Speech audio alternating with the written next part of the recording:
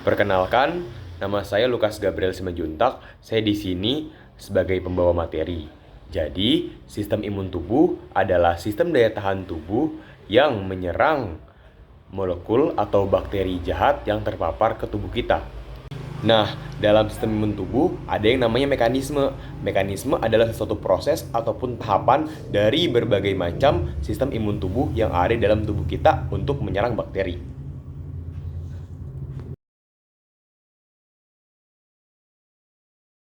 Nah, jadi dalam mekanisme sistem imun tubuh terbagi menjadi dua, ada non-spesifik dan juga spesifik yang memiliki tingkatannya, yaitu 3 tingkatan.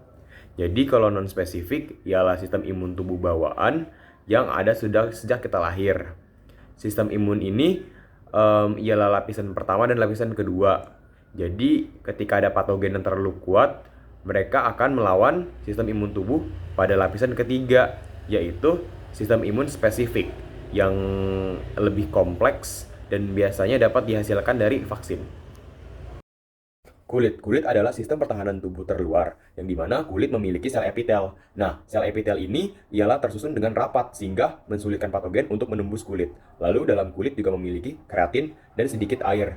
Hal ini dapat dilakukan dan berfungsi untuk menghambat perkembangan mikroba. Hai, saya Yohana sebagai pembawa materi.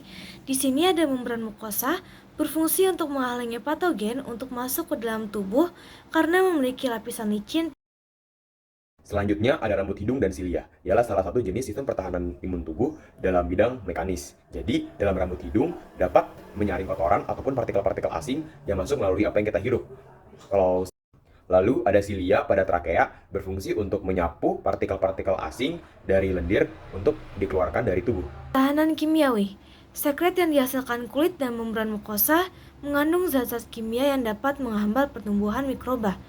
Membran mukosa juga menghasilkan sekret yang disebut mukus, terdapat pada air liur, air mata. Selanjutnya ada inflamasi, yang dimana ketika kita tertusuk paku ataupun kita terluka, maka bakteri-bakteri yang masuk ke dalam tubuh kita akan diserang melalui sel fagosit atau sel darah putih, seperti memakan atau memusnahkan mereka. Bakteri.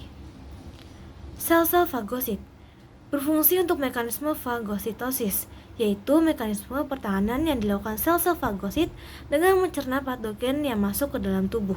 Selanjutnya ada protein antimikroba, yang dimana fungsi dari protein tersebut adalah dengan cara membuat lubang ke dalam sel bakteri sehingga kalsium dalam sel bakteri tersebut keluar dan masuknya air dan garam ke dalam sel bakteri tersebut. Nah, sel bakteri jahat tersebut maka akan hancur atau mati. Limfosit. Limfosit atau sel darah putih berperan penting dalam melindungi tubuh dari berbagai infeksi penyakit.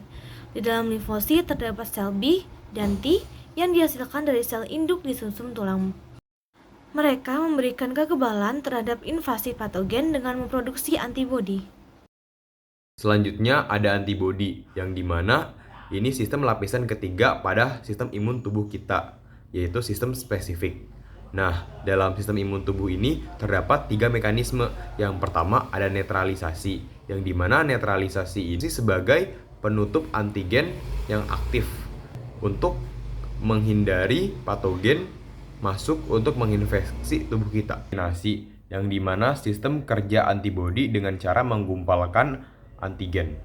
Yang ketiga ada presipitasi, yang dimana cara kerja antibodi dengan mengendapkan partikel kecil seperti virus ataupun patogen.